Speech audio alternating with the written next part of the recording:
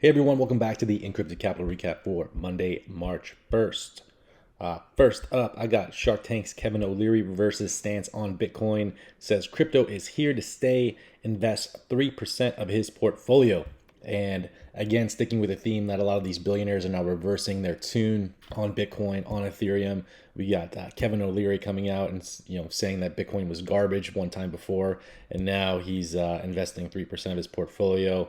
We also had Mark Cuban come out saying he'd rather have bananas than Bitcoin, and then all of a sudden he's got Ethereum and Aave in his wallet. So it's very hard for me to trust what these guys are saying. Knowing that they're all in the same circle, I think the timing is very, very interesting for them to come out at Bitcoin being approximately $50,000, and now all of a sudden they think it's a good idea. It says Shark Tank star Kevin O'Leary, aka Mr. Wonderful, has begun investing in Bitcoin. Having previously called the cryptocurrency garbage, he has now changed his mind and believes that cryptocurrencies are here to stay. So it took him seeing Bitcoin go all the way up to $50,000 to realize that cryptocurrencies are here to stay. We've already gone through several bull markets, and this guy who is a very tech savvy guy who made his first fortune off selling computer software is now finally just realizing that cryptocurrencies are here to stay. It says he is also getting used to the volatility of Bitcoin and believes that institutional investors are willing to hold through price fluctuations. It says that Canadian investor and television personality Kevin O'Leary has changed his mind about Bitcoin after calling it garbage and a giant nothing burger. He's now invested in that. He thinks it's no longer a fad. He says, I actually think that digital currencies are here to stay. Most people that are willing to hold them, including institutions over the last 90 days, are willing to deal with the volatility. And he elaborated, I am fascinated. I am investing. I'm holding a 3% weighting in between Ethereum and Bitcoin. The volatility sickens me, but I'm getting used to it. And finally, I'm starting to think about how do I invest in the infrastructure of mining Bitcoin. Dude's a little late to the party, don't you think? What is this, 9, 10 years later? He's talking about mining Bitcoin now. The opportunity, in my opinion, has long passed to really make a killing. We have this guy over here, Nick Bahita, who is saying that he thinks $1 million Bitcoin is coming. Let's just say that $1 million Bitcoin does actually come to fruition, which for me is very hard to believe. As you all know, my contrarians, you guys can realize that Bitcoin is very slow. The transaction fees are very high. It's only being used as a store of wealth right now. And the transactions are not even anonymous anymore. So let's just say it does go to $1 million. It's currently trading at $50,000. Okay, great. You can ride that out. It's probably going to take a very long time, at least several years, for it to even think about getting to that point. I do feel that with the current bull run, we might be looking at maybe 70 to 100,000 max on this bull run. If Wall Street bets and the other institutional investors get in, maybe it does push it a little bit higher over the six-figure mark. But let's just say it does go to $1 million. Okay, so cool. You got 20x your money from here. Okay, well, we just had 20x our money on Telcoin, and that was without even breaking a sweat. That's such a very new project that these opportunities are out there. So why would you want to invest in a currency like Bitcoin, which is very, very slow, when you can go ahead and find these other suppressed assets that will give you similar gains, and you don't have to go ahead and wait 5 years for Bitcoin to hit $1 million. So you guys got to use your brains, have the contrarian mindset, go ahead and find those good projects. Let's see what this guy says. He says Bitcoin is officially mainstream. By the end of the last mega bull market in 2017, most of the world had heard of Bitcoin, but after Tesla recently purchased 1.5 billion, it says those are still thinking Bitcoin was a fad, exposed themselves as woefully underinformed. So if you guys remember the last bull run, when Bitcoin was up at $20,000, the mainstream media was pumping out that it was going to hit 100K that bull run. And again, when I talk about the hype train, like the hype train that we just had when Tesla, Apple, and all these other big companies jumped into it, everybody's calling for, 3, 4, 500,000 Bitcoin or even 1 million, like this guy is saying. And he does say that it actually may take a little while to do that, but it's very hard for me to think that Bitcoin has any chance of hitting $1 million during this bull cycle, just purely based on the fact that it is basically the AOL of the crypto community now. And yes, it does have first mover advantage, but there are so many other assets out there that have a much quicker transaction time and use way less energy. And onto my next article, which kind of touches on that. It's how Bitcoin's vast energy use could burst its bubble.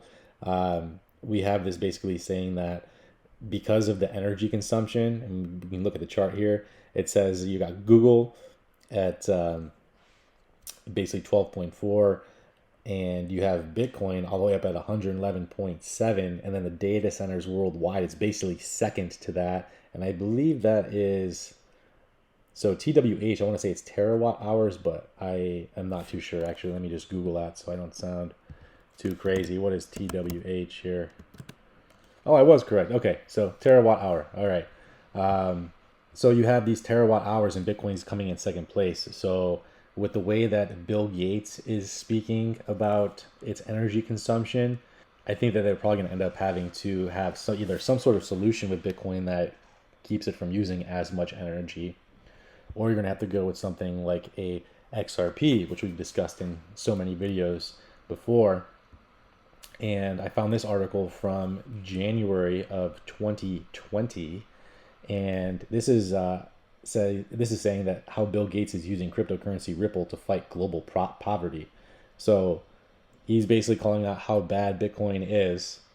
And last year they actually partnered with Ripple, and I have this highlighted over here. It says that the Gates Foundation is not alone in its enthusiasm for Ripple's X-Rapid solutions. At the time that this article was written, more than 100 financial institutions had confirmed partnerships with Ripple. We got the Bank of England, the Federal Reserve, JP Morgan, and the Royal Bank of Canada, which are just a few examples.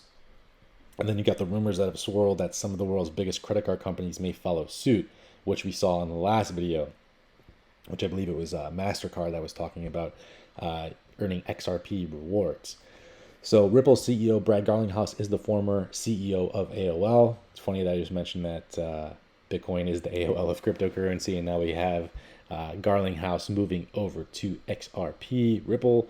During a Q&A on the last morning of Swell Conference, which is the conference that they hold every year, Garlinghouse confirmed that one day Ripple's network of 100 billion XRP will preside over trillions of dollars in financial transactions.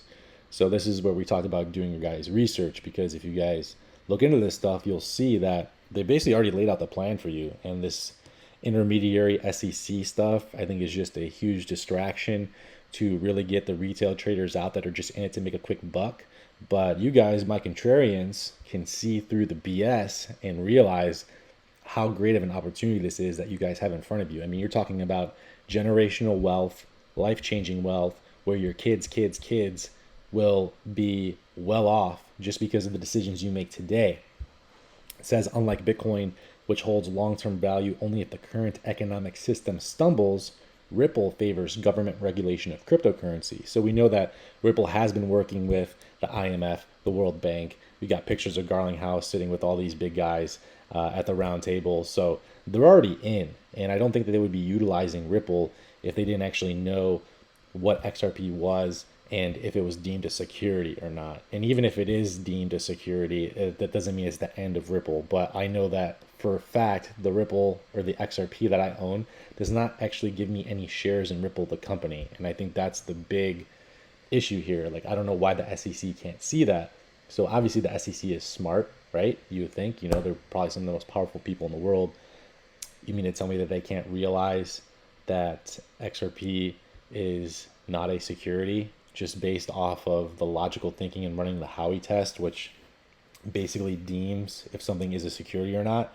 It appears to me, like I said, this is going to really shake the retail traders out. We had all this crazy news coming out at the end of December, basically people thinking that XRP was going to go away. It wasn't going to be used for anything. I had my friends telling me that they were mad that I told them about XRP and that they're going to be selling, and it's a SHIT coin. But now we're seeing prices come back from 17 cents all the way up to 75 cents at the high, and I think it's fluctuating like right around 50 cents right now or so. Let me take a look here. XRP for the day is at about 44 cents. So even with all this stuff going on, XRP is still looking great in my opinion. And as we saw from previous bull runs, it did do one of these crazy moves where it basically dipped down drastically, scared everybody out of their positions, and then it shot right to the moon. And that's when we saw those crazy, crazy gains. I mean, you're talking about XRP was the highest gaining coin by percentage last bull run. I think maybe with the exception of XVG Verge coin, I believe it was.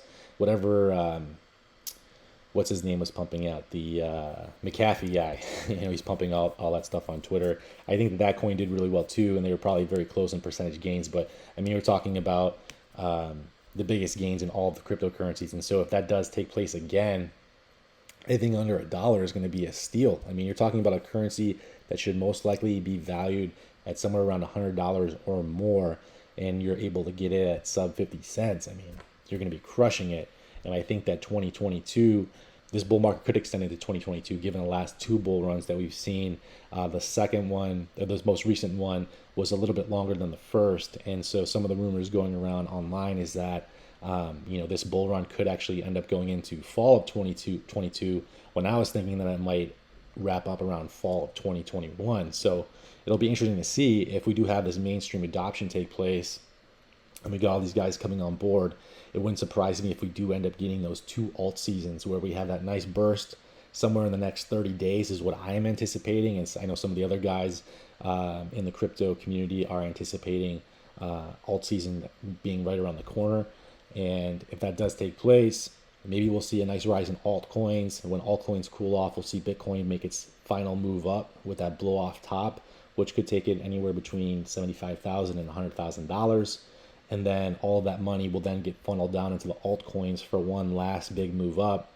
And that's where we saw XRP in the last bull run being the laggard of the bunch, but had the most gains of the bunch. So what my company will be doing is riding up these suppressed assets that are not XRP, and we will be reinvesting the profits into XRP if it does end up staying and becoming the laggard again.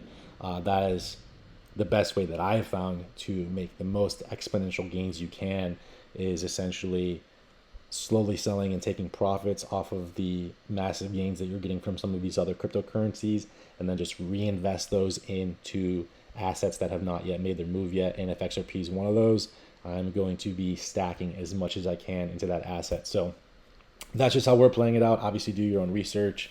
This is a game. This is an investment strategy for the contrarians, people that want to not bite and take everything that the mainstream media is telling them. You find these assets that no one's talking about, and if you set your positions, and then guess what? One of these ends up on mainstream news, and they start talking about, let's say, like a Telcoin or one of these other projects that even some of my followers have mentioned, some of you guys and the subscribers. Once those things hit mainstream news and you've already got your position set, and just hold on and buckle up, because this next wave is going to be absolutely insane for the altcoins. And I think everybody that's invested, that's done the research, is going to do very, very well. So it's just kind of timing the market, figuring out when you should take profits. And if you're always taking profits, you're always making money, and you're going to be good. So what else do I got here? We got the Federal Reserve. I just pulled this up because there's not a ton of news coming out that was very interesting to me today. But the Federal Reserve and cryptocurrency, there were just a few headlines that I wanted to bring to your guys' attention. If you guys haven't seen some of the other videos, we got the U.S. Central Bank explains preconditions for a digital dollar, which is definitely on its way. They're going to be issuing a digital dollar, which will probably be getting, you're probably actually getting these via your stimulus checks, if they end up having everybody make an account, or however it is that they're going to do it. You got the digital dollar coming down the way. You got the Federal Reserve Bank President James Bullard confident Bitcoin is not a threat to the US dollar. You got Powell saying the Fed will engage the public on a digital dollar this year. Federal Reserve appoints pro-Bitcoin chief innovation officer. Federal Reserve of Richmond hires self-described crypto nerds. So as you guys see all these news articles coming out, I mean, they're telling you what's going to happen and what's going on here, and you guys just got to pick up on it. Find those articles that are outside the mainstream media. Even like the St. Louis Federal Reserve we talked about, they're looking into Ethereum and decentralized finance. All this stuff is right around the corner. Anybody who is in the game right now, if you have a basket of assets that you're sitting on and you're picking the good projects, you guys are going to be in really, really good shape. And I think I'm going to end it up here. We got the Ripple lawyer says crypto companies engaged with SEC concluded they could support XRP. It says crypto exchanges have, as recently as 2019, asked the U.S. Securities and Exchange Commission whether they could transact with XRP and concluded they could move forward according to new information surfacing from Ripple's ongoing lawsuit. And this guy, Jeremy Hogan, he's got a bunch of really good videos out on cryptocurrencies and especially like the SEC, XRP stuff that's going on. And I believe his YouTube channel is called Legal Briefs. And it says lawyer and XRP enthusiast Jeremy Hogan sat in on Ripple's digital pretrial court hearing with the SEC, and this was on Tuesday. I think this might be a little bit of an older article. This is on the 25th, so about a week ago. But he did say that as recently as 2019, the SEC was approached by a large crypto exchange, or maybe exchanges, and asked, hey, SEC, can we sell XRP, or is it a security so we can't sell it? Please let us know. And the SEC did not tell them, no, it's not a security, you cannot sell it. And so he says that that's a big problem for the SEC, and I don't know how they get around that, because what changed between 2019 and December of 2020 when the lawsuit was filed? Did XRP become a security during that year? If anything, it became more like a currency and less like a security as time went on. And so Ripple General Counsel Stuart Alderoy agrees, and he says the law requires that persons of ordinary intelligence be given fair notice of what's prohibited. That's why it's important we learn that sophisticated parties, after engaging with the SEC, concluded that transacting in XRP wasn't prohibited, but in fact permitted.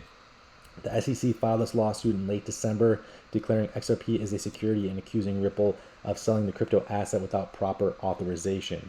So you guys got to use your heads, use your brains, figure out, like, why is Brad Garlinghouse sitting with guys from the IMF and the World Bank in meeting with all these big high rollers at Swell and all these very important people that are in the space? Is it because they already know that XRP is not a security and this is just one last final way to kind of shake the tree and get the retail investors out? Or do they just not do their due diligence and they have no idea what's going on? I tend to think that it is probably not the case. I think that they did do the research and they do know exactly what XRP is and what it's going to be used for and the impact that it can have on the current financial system, and essentially end up replacing SWIFT. So, do your guys' research, dive into this stuff. Just another friendly reminder, if you guys can give us a follow on our Instagram. We are trying to up those numbers here, and you guys can see that it does look really, really awesome. We got a few followers from that last one, so thank you to you guys that did follow. But just know, we do have some really, really cool content on here, and we think you guys will enjoy it. So if you guys can give us a follow, it would be very much appreciated. And with that being said, that will do it for this edition of the Encrypted Capital Recap for Monday, March 1st. If you guys like what you heard, please drop us a like, comment, and subscribe, and we will catch you all in the next video.